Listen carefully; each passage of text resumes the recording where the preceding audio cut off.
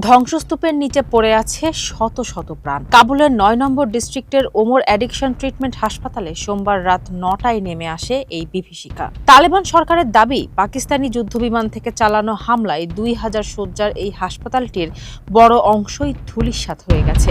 একটি মাদকাসক্তির নিরাময় কেন্দ্রকে লক্ষ্য করে চালানো এই হামলাকে সার্বভৌমত্বের লঙ্ঘন বলে অভিহিত করেছে কাবুল। তবে পাকিস্তান এই অভিযোগ অস্বীকার করে একে সন্ত্রাস বিরোধী অভিযান বলে দাবি করেছে।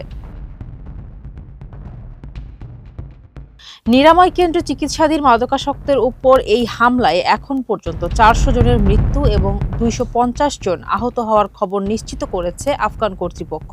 প্রত্যক্ষদর্শীরা জানান, বোমা পড়ার পর পুরো ভবনে আগুন ধরে যায়, যাতে দগ্ধ হয়ে এবং দম বন্ধ হয়ে মারা গেছেন অনেকে। এদিকে পাকিস্তান এই অভিযোগকে তথ্য বিকৃতি বলে উড়িয়ে দিয়েছে।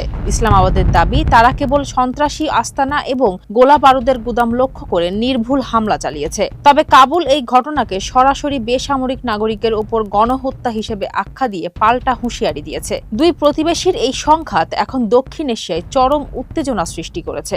গত কয়েক মাস ধরে পাকিস্তান ও আফগানিস্তানের মধ্যে সীমান্ত সংঘাত তীব্রতর হয়েছে। তালেবান কর্মকর্তাদের মতে, রাজধানীর ৮ম ও ৯ম ডিস্ট্রিক্টের কয়েকটি সামরিক কেন্দ্রেও একই রাতে হামলা চালিয়েছে পাকিস্তান। এই বিমান হামলার পর দুই দেশের মধ্যকার কূটনৈতিক ও সামরিক উত্তেজনা এখন চরমে।